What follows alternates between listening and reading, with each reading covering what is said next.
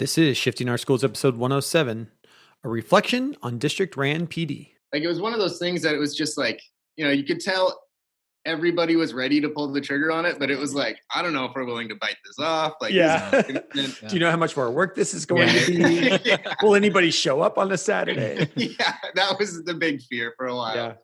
And then we meet weekly, and one week we just kind of decided, why not? Right? Like, if other districts can do it, if people aren't satisfied with how things are going now, like, why not change it up and try something new? Listen up, educators. Are you looking to take your classroom to the next level? The technological shift in education is happening right now. If you're looking to integrate technology into your classroom, you're in the right place. Welcome to Shifting Our Schools with your host, Jeff Udick. Well, welcome back to Shifting Our Schools. Thank you for listening and subscribing to us in your favorite podcast player. If you aren't subscribed, you can do that now just by searching for Shifting Our Schools and click the subscribe or add button. You can also find us on Spotify. You can ask your Alexa to play us. So many ways that you can not miss an episode here at Shifting Our Schools.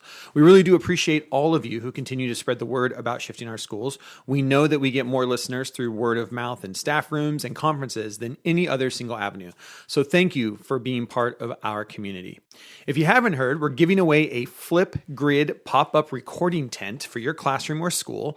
I have to tell you, this thing is pretty awesome. And if you want to take a look at what it looks like, you can head over to our Flipgrid, where I've got a video there showing off the tent that you can win between now and the end of February. Well, how do you win, you ask? All you have to do is leave us a Flipgrid response by going to sospodcast.org and clicking on Flipgrid at the top, or using the Flipgrid app. Enter code SOS Podcast in the app, and you will be taken directly to our Flipgrid, where you can respond to the questions that we ask in every episode, this one, and any episode between now and the end of February. Every time you enter a question, you are entered to win. So you can enter multiple times. Each week, we ask a question based on that week's episode for you to ponder about and reflect on in your own.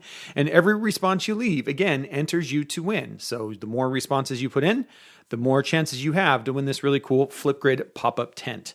So here's this week's question. This week, we're asking you, what is the best district ran PD event that you have ever helped to organize or have gone to? And what made it special or different? So we're not talking a conference. We're not talking ISTE or NCCE or any of the big conferences in California or Florida. We're talking district ran that your district put on. What is the best district ran PD event that you have ever helped to organize or have gone to? And what made it special or different? That's our question this week. Again, just record your answer to that question over on our Flipgrid to enter your chance to win the Flipgrid pop-up tent. This is how we all grow, by sharing and learning from each other. So we really appreciate those of you that stop by and leave those responses. This week, my co-host Chris Butler and I chat with Tyler, Cassie, and Chris from the Sunnyside School District, a rural school district here in the center part of Washington State. Last November, I was invited to be part of their first ever Leveled Up conference and was so excited by the experience the participants had, I wanted to have them on to share with you how they went about making it happen for their teachers. I hope you enjoy, and with that, on with the show.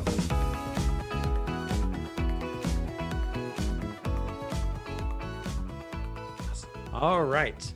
Well, Happy New Year, everyone, and welcome back to another episode of Shifting Our Schools. So excited to be in the new year and starting the year off talking to one of my favorite school districts here, Sunnyside. So we've got some people from Sunnyside. Had an opportunity to do a mini conference for them last October. Was it October that we did that? And just wanted to break that down because it was such a great event for their staff. And so really wanted to share kind of how that set up. But first and foremost, co-host Chris Butler is here. And as we do, a day in the life of Chris Butler. You're back 3 days from break. How are the first 3 days back going? First 3 days back, they've been a mix. It seems like every day I say that, right? It's been a mix. Been a couple of days. The first couple of days I was kind of out and about in classes in buildings. Nothing specific, just kind of visiting, like, hey, how was your break type of thing. Today was one of those days that was not really one to write home about as far as the cool things that we do in education. Is in the office. I was doing administrative work and planning, and which is one of the parts that I'm not exactly most fond of. Kind of that whole, but it has to be done. But it has to be done. Yeah. But I was planning some sessions coming up with kind of some tech leaders in buildings, and working on the next monthly newsletter to send out, and so things like that. It's good stuff. It's just I'd rather be out there with kids in classes with teachers doing that whole thing. I hear you. And I spent the last 3 days getting my 1099 forms ready for all the consultants that come and work for me. So, we all have our desk jobs that we have to do. Absolutely. Yeah. It's all that stuff, all that paperwork stuff that nobody wants to do, but you have to do. It becomes part of the job. Exactly. Yeah. That's great. Did you geek out over break? I was telling the Sunnyside crew before we got on, I took a Windows 10 machine and turned it into a Chromebook. It was so cool. Really? Yeah. That was my big geek out moment. That's awesome. No, my break was pretty relaxed. Went up to spend some time in Yakima with the family. So I traveled up there, did a couple of days of skiing, just kind of hanging out for the first week or so, and then came back and I did a little bit of work, but nothing serious. So awesome. Very good. It was a nice break. Yeah. Excellent. Well, we're very excited to have Sunnyside School District crew here with us. They're tech coaches. And Chris, I don't even know what your role is. I am a director of curriculum instruction and assessment. Oh, there you go. Instructional tech falls under.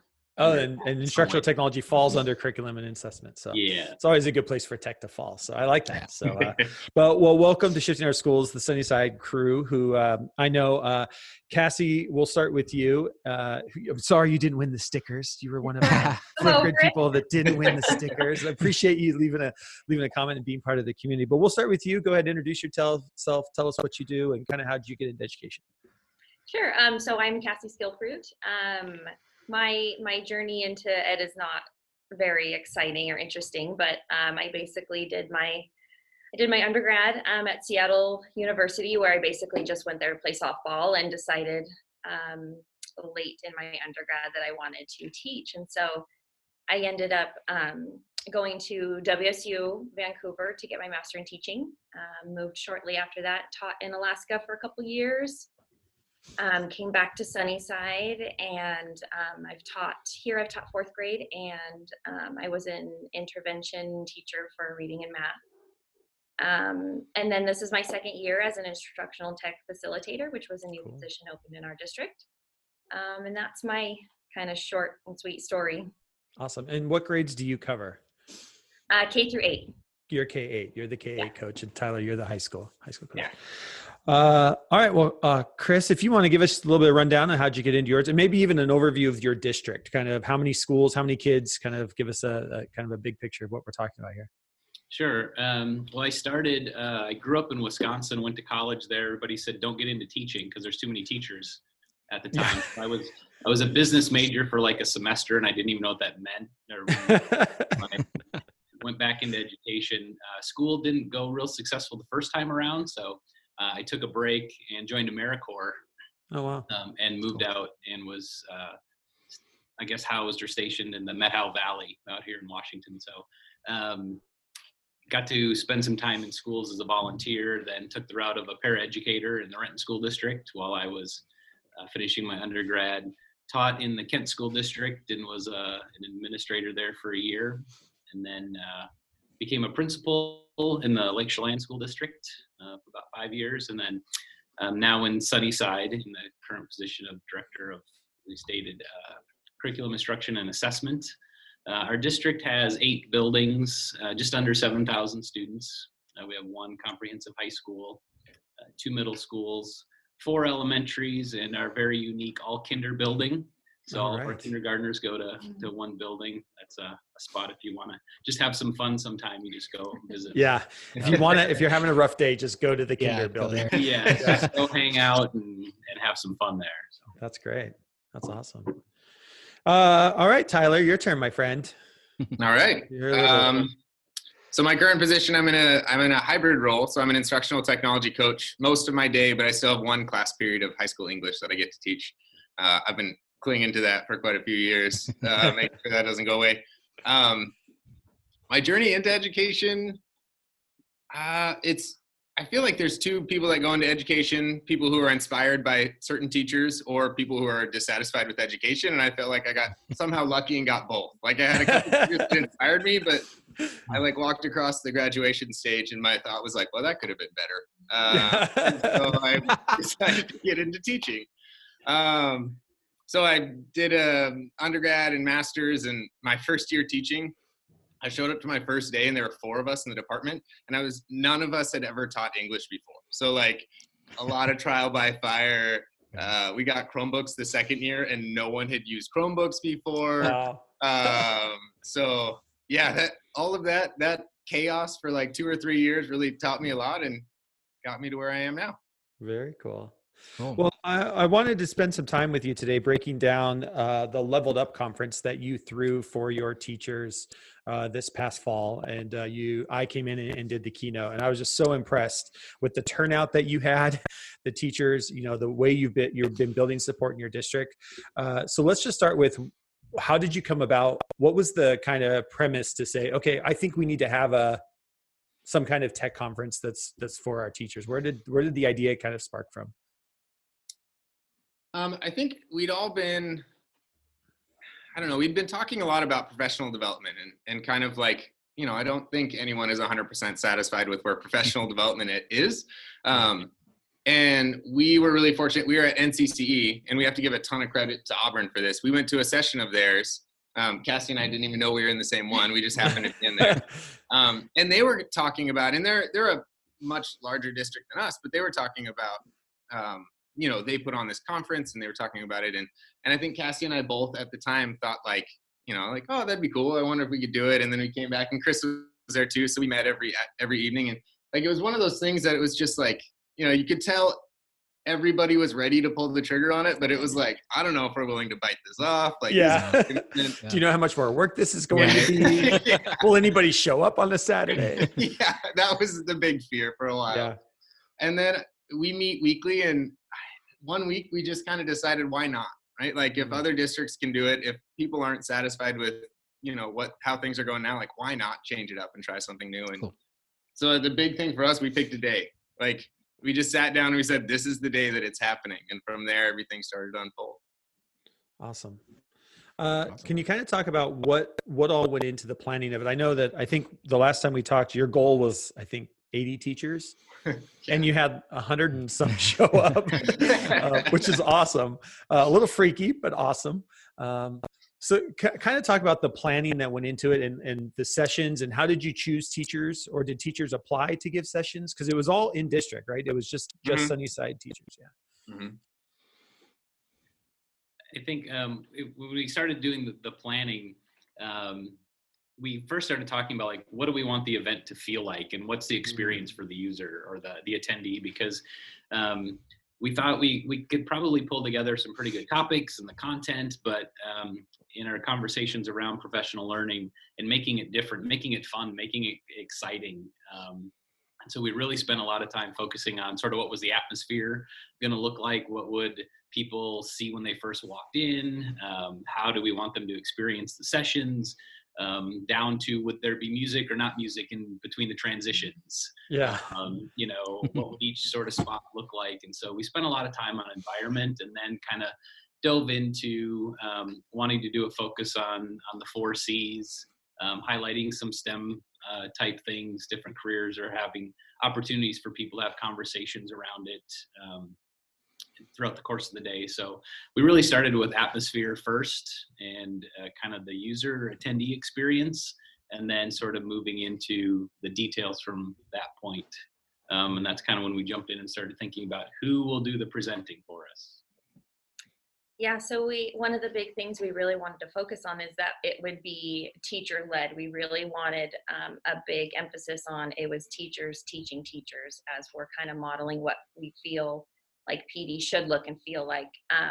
So we did a few things, and one of the first things we did was kind of send out an interest survey on who in the district might be willing to present. So reaching out to all teachers and who wanted to share like new exciting strategies or things they're doing in their classroom and want to get that out to the rest of the district. In our interest survey, we talked about the theme we really wanted to hit hard, and we wanted the focus to be really like innovative teaching and learning with a tech component, but not have it be like a tech conference. Yeah. Right. So that was a big part of it. And we just kind of asked teachers to, are you interested? What might your session look like? Give a description. And we were fortunate to get really good presenters. There were a few, of course, that we had in mind, like we're really, really hoping you respond, and we need you to share what you're doing. So we had a little game plan to kind of reach out to those teachers if we didn't get responses from them. Some of them are just so very humble. Some of the responses were no. Yeah. Wait. We've seen your classroom. Can we talk about this? Yeah. So we ended up with 12 presenters, which worked out nicely with our numbers at the end. But that's how we got kind of teachers on board with presenting at the conference. Yeah. Awesome. Chris, can you talk a little bit about how did you sell this to the rest of the admin team, funding for something like this? Because all of that comes into play at some point when school districts are trying to put this together. Yeah, we first decided, like, what's this going to look like? Put a proposal together, and that happened out of our weekly meeting. I took that to my supervisor, who's the executive director of teaching and learning, who's always open and willing to support new things. That was a quick yes. Then took that to our superintendent and kind of gave them the overview. And usually they just want to know kind of what's going to happen. And then the other question you alluded to, is there budget for it? Yeah. And I said, well, I don't know, because we don't know how much it's going to cost. I've got a budget and I'm willing to spend money on it. And so we kind of, from there, jumped in and started kind of building a cost proposal, because we wanted to know what might this end up costing us in terms of, we started looking into food, because we knew we wanted to have lunch on site, so we wouldn't lose time for presenters with people traveling. So we reached out to our food service department, who gave us a great deal and provided an awesome meal for the day, with some different choices. And then we started looking into all the extras that we wanted to do to help create the environment. We had started kind of pricing out our swag bags and the other things we were going to be giving away. And then through the process of kind of saying, here's how much it's going to be, our assistant superintendent found some grant dollars that has a little sliver kind of carved out to help provide professional development around the integration of technology. And that was a pretty healthy sum. So I think the more we talked about it, and as it kind of gained momentum, we had some dollars in place, and the superintendent gave us some other ideas that we might be able to, different ways to secure either funds or some ideas to help in the cost, to keep the costs down a little bit. So they were well supported in that regard, and we just kind of were looking for different opportunities for to find those funding sources between grants, our budgets, our tech department. They've usually got a little money set aside for professional development. Cool. So through those different resources, we were able to find what we needed. And one thing I have found with school districts that have done things similar is that it always seems to be that approach that works best. That if you try and start with, how are we going to fund it, then you instantly you back yourself into a corner of, well, we don't have any money. Because let's just be honest, no school district has money. That's just that's a given, right? Right. So we all say it all the time. The problem is there's money there in these small pockets. And this is what I love. But if you start with the idea of, here's what we want, here's the expectation for teachers, here's the environment we want to set up, then you can go and you'll find the money. Like the money is there somewhere in small bits of this grant, and the way that we restructure that. Like if it is something that you truly are going to be passionate about, I've never found a school district that hasn't been able to find the money. And that is, I think that is a completely different mindset than most people are used to. Mm-hmm. I even think about it in the way my wife and I run our real estate company. We find a property first that we want to buy, then we go find the money. And it's worked. And because there's money somewhere, right? And sometimes we're borrowing money from a bank. Sometimes we're borrowing money. Like there is money somewhere that we can get because we want to own that piece of property. And I find the same thing happens in schools. If this is something we want to do for our teachers, we'll go find the money. And the money's there somewhere. We might have to think outside the box. We might have to write a grant. We might need to, go, make a presentation to the board, whatever it happens to be. You can get the money somehow if it's tied back to, your school culture, your school vision, and in what you want to have with it. Chris, can you talk a little bit about, and I think this is something good for people to know as well, is here in the state of Washington, we have these STEM credits that every teacher must get. And your ability, especially in your position with assessment and curriculum, being able to tie in those, we call them clock hours here in the state of Washington, those STEM clock hours. Do you feel like that was do you feel like it was a stretch to tie that into the conference? And secondly, do you think that was an attraction to get people to come to, because it's a need that teachers have now here? Yeah, probably yes to both kind of those questions. In some of the sessions, it probably lends itself a little bit more with the STEM requirement having to tie two of the STEM pieces together. So if you got a science component and a tech component, obviously we had the tech component.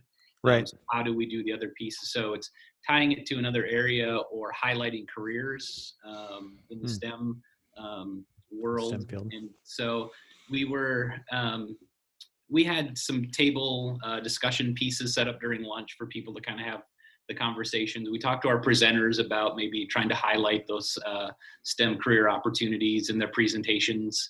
And I think it definitely was a draw. I think, we thought that could probably, get people in the door. Yeah. And it did in some cases. I think we'll talk a little bit about kind of the successes of the day and different things. But some people said, initially I came for the clock hours because I need them. That's right. So much more. And I learned something too. Yeah. Sure. Right. Yeah. So it definitely, it was a draw, I think, for people. Yeah. And it's something that I think, in some cases can be challenging for teachers to get. And so it was nice to be able to build that into what we were doing. Cool.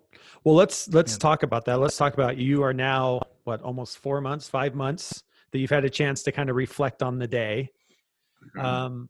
Maybe we'll just go around and Tyler, we'll start with you and we'll go backwards around the table there. Can you kind of talk about, now that you're kind of 4 months reviewed, what impact did you feel on the day? And are you still seeing or that impact today? What is that looking like now for your district? I think I'm going to steal the one that probably all three of us would have said, but I did not expect the level of excitement that I saw leaving the conference. It was really cool. And we really did want to focus on environment, and we wanted it to be an energizing, exciting experience, not necessarily come and drain, and then you walk out. Right. Yeah. But it amazed me in the feedback that came in, and even in some of the sessions following and just conversations with teachers, how many teachers were just excited about possibilities. Because whenever change is brought up, it's really easy to that doesn't spur excitement in everyone, right? A lot of times it's that's a barrier. I don't want to do that. Not excited at all. But there were so many people, and we did a training not that long ago around SAMR, and even still 4 months out, hearing people talk about some of the things that they learned at Leveled Up, or just being excited about the possibilities tech was opening. For me, that was the biggest takeaway, and I think probably one of the biggest successes of the conference was just people are excited about what's possible and not afraid of what might happen. Yeah. Cool. Chris, how about for you at kind of that higher admin level? Is there still a buzz, or what's being fed up the chain as far as the success of the day? Yeah, there's a couple different things. One, our SCA, our union, and our district leadership get together, and they hash out what those groups hash out and work on. And one of the agenda items was Leveled Up. And I thought, oh no, what did we do? And what we did and it ended up being that it was just a shout out. Oh, wow, cool. I thought it was some of the best professional development that had been offered. At a principals meeting about 2 weeks ago or 3 weeks ago, where all of our principals get together and are talking around some other initiatives and things, big kind of topics of work. The principals asked, well, could we do a Leveled Up around this topic? And so having another day, principals, administrators seeing the value of the day and building off of that. And probably my favorite one was I have a daughter who's a freshman. And it was either the Monday or the Tuesday after the event. She came home and she's like, "What did you do on Saturday?" And I said, what are you talking about? She's like, "Well, my teachers are talking about this thing, and now I got to record a video and post it, and do these other things." And I was like, "All right, good." So it's all your fault, Dad. Yeah. And so the other day I was like, because I knew this was coming up, I was like, "Do people still talk about that?" She's like, "Occasionally." And then she was something else. But. Yeah. Well, that's good.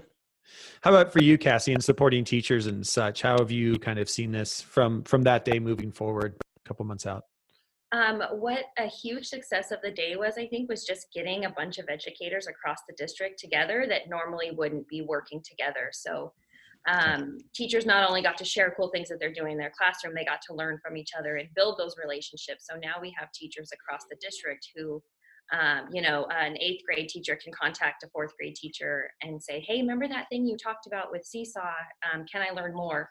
And I think that's huge. And so teachers talk about that a lot, which is really cool to hear. That's really cool. Nice. That's really cool. Tyler and Cassie, as coaches, has it opened some doors for you? Has it led to some follow-ups? Yeah, I think so it definitely has opened the door to, I think there were so many more than we expected people there that it definitely got some new people excited about tech. One of the cool things for me that I've noticed, and this is kind of thanks to the keynote from Jeff, is a lot of the requests before were more like, "Hey, I've heard about Flipgrid and I want to use it," versus afterwards, a lot of the requests were like, "Hey, the future of work is changing and I want to prepare my students. Like, how can we do that?" And so it definitely opened more doors, but I think it deepened some of the interactions and conversations that I've been having with some teachers. That's great. Great. Yeah. Especially like for me, a lot of that, like what you're saying, sorry, Cassie, was just like the why. I know these kids like video, but why is video important to this generation? Why do they need to have the opportunity to create video? Right. And hopefully that, to me, I think that's a lot of times what teachers just don't know, is we know video is important, or we know they should be doing this, that, or the other thing, but the why. And so hopefully the framing that was important. So sorry, Cassie, you were going to say something. Oh, no problem. I was just going to say, I agree that I think it's definitely helping with that shift in thinking to what we really want our students to know and be able to do, rather than starting with, here's a new tech tool, what do I do with it? So I'm definitely starting to see that shift a little bit more, which is cool. And I think, I forgot the next part I was going to say. Are there any examples specifically that you have from like classrooms, from doors opening in classrooms, or being able to get in? One of them for me was actually Chris's daughter. Her teacher is one of the English teachers who was there. And we had a really good conversation afterwards about, when we focus on the learning that we want kids to do, as opposed to the task they need to complete, how many doors that opens. And so they were reading a novel, and she was just talking about, I want them to process and analyze and really think about it. And so she did. She, like, much to her credit, jumped right in and opened it up and had a bunch of different opportunities for kids, and had me come in because she was like nervous as all get out, as normally we are when we try something new, but it went really well. So that was one. Just, it was cool to see someone, like, it was a tiny change of like, I'm not concerned about the task, I'm concerned about the learning. And then so many doors opened. Cool. And the big question, are you doing it again next year? We haven't started planning, but I think we're all in agreement that we are. Cool. I love that part. When you put on a conference, there's this moment after it's over where you're on such a high because it was such a success. You're like, we're going to do this every year from now on. And then about one day later, you're like, I'm never going to do that again. That was so much work. And then it's usually about 5 or 6 months later that you're like, hey, we could do that again. Like you have to kind of go through this. We were that way with Learning 2. Every year we did Learning 2. That's exactly how it went. It was, you just go through this emotional roller coaster. Right. And I love, like, now that you've shown it successful, Chris is saying that the principals are saying, can we do a leveled up around this topic? Can this be our focus for the next one? And once you have that buy-in, it continues to go. But as we kind of shut down this part of the conversation and move over to Chris wanted to chat about another group that you guys have running. I just wanted to talk about, because I think this is a really good system that other schools and other teachers and tech coaches can follow. But really, like, just listening to you, you started with the environment. And I love that idea. You started with the environment or the atmosphere that you wanted teachers to have. Only after you kind of thought about, okay, what is the experience we want our learners to have? Did you think about the content that you wanted to have within that experience? And only after you had those two in place, did you go and find the money? Mm-hmm. And I love that. I love that as just a simple formula that I think other people could follow to do this, right? What is the experience we want our learner to have? What's the content we're going to fill them with? And then how do we go make it happen? Right? How do you find that money? So I think that's really, really cool. Chris, you wanted to talk about another group that you and Tyler have been starting out there in the middle of the state. Yeah. So about middle of the summer, Tyler and I kind of, maybe before that, we got together a little bit and we talked about starting a group. So living on the east side of the Cascades in Washington, Oregon, a lot of times we kind of get forgotten. Everything's focused on the west side as far as conferences and all that. So we're like, Tyler I think you, Tyler, approached me with this idea. Okay, we should start this East Cascades group of educators. And we kind of threw the idea around and batted around a little bit and kind of came up with what we wanted it to be. So Tyler, I'm going to invite you to kind of talk about this. So kind of talk about how it came to fruition. And what it's all about. Kind of, and maybe I think the initial meeting that I think it probably came about from the Brew EDU things that you did, that I joined in with you. Mm-hmm. Do you want to talk about that a little bit? Just kind of how it came about and what it's all focused on? Yeah. So it started with, and I know like it happens other places, but it was, I can't remember if it was beginning of summer or end of the school year, sometime around then. I thought, like, one of my favorite things to do is meet up with a bunch of really passionate teachers and grab a beer and talk about teaching. And so I just decided to like formalize one. And so I threw one together and invited people from different districts. And so like the brewery in Sunnyside, Bridal just hosted, they opened it up so we could host people. And the coolest part for me was like, I have a lot of great conversations with my peers in Sunnyside. But it was teachers from different districts just coming together, like totally different experiences in their school. But we all cared about teaching and learning and were willing to talk about it. And so that's what kind of spurred this idea of like, how awesome is it when passionate teachers can get together and share, we get so bogged down in the day-to-day sometimes. So like this separate removed space outside of school to just talk about like what we love with teaching and learning. So and I'm sorry, Tyler. So Tyler invited me up to the Brew EDU, and I showed up to that anxious. I was living in Tri-Cities at the time, but Sunnyside's my hometown. I don't know if you guys knew that. That's where I grew up and went to school. So shout out to Sunnyside. But I was like, yeah, I'll show up and I'll meet some new teachers and we'll talk shop and have a beer. And it was a great time. And I got to meet a lot of educators from everywhere from Yakima down to the Tri-Cities. The whole Yakima Valley basically was kind of covered in that group. And I was like, this is a cool thing, Tyler. This is a really cool idea to get people together. So then the idea kind of came like, how can we expand this a little bit? So we came up with the idea of, we're calling it the East Cascades Innovative Educators Group. And the whole idea behind it, Tyler, and jump in here anytime, was kind of like, let's grow this idea to cover all of the eastern side of the Cascades, from all the way from Canada down to Southern Oregon. We're not there yet, but we're growing. And just to kind of offer that idea of talking about education and bouncing ideas and being innovative together and sharing successes and failures and what we can learn from each other, but growing that group to do that. So what are some, so Tyler, you want to talk about like, how did we, like, where can people find the group? Mm-hmm. Where we have the Facebook group. Right? Yeah, the Facebook group is where we do a lot of our stuff. We have a Twitter handle that we use. It's just East Cascades Innovative Educator Group. Yeah. Okay. Yeah. It's the one that's programmed in my phone. That's the one. Right. Yeah, exactly. Yeah. That's the one.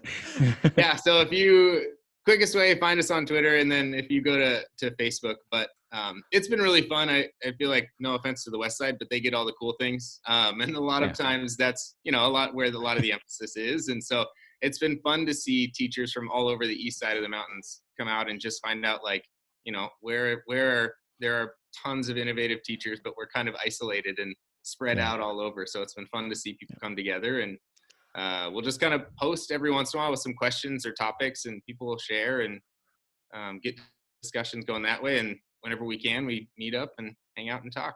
Yeah. We should set up one, like a virtual meetup.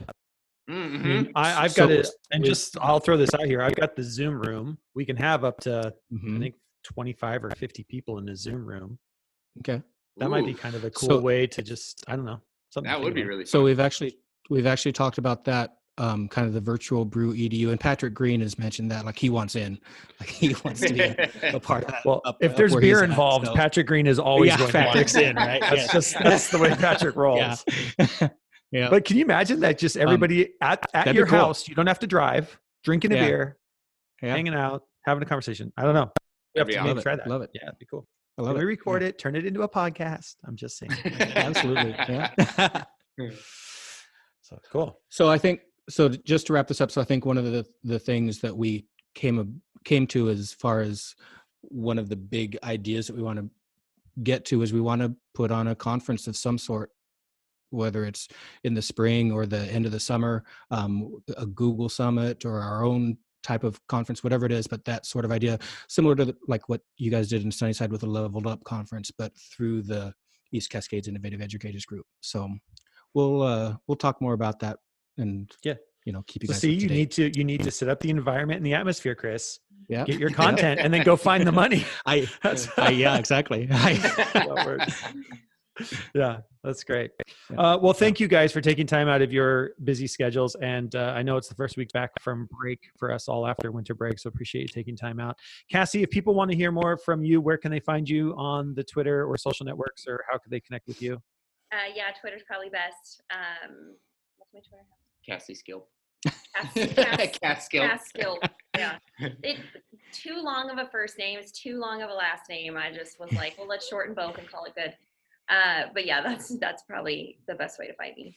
Awesome. And we'll make sure that these are all linked in the show notes as well. Chris, how about you? If other curriculum instructors or curriculum and assessment directors want to reach out and connect about things. On Twitter, it's at CTEKR. It's like family initials. It was early in my Twitter setup days. Twitter's kind of where I do most of my professional kind of stuff. Awesome. Mail or phone call, and I was happy to share, connect, and collaborate. Very cool. Tyler, how about you?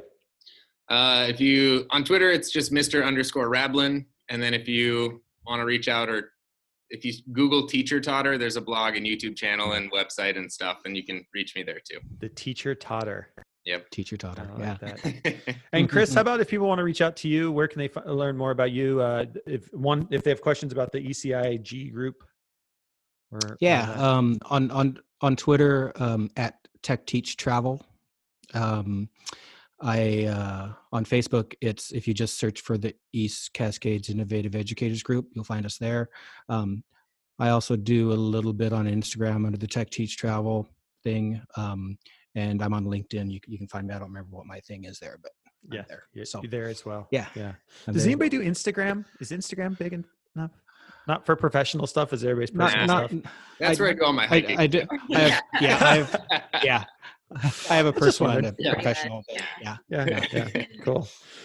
All right. Well, thank you guys so much. Appreciate it. We'll make sure that all of those links get into the show notes as well for people.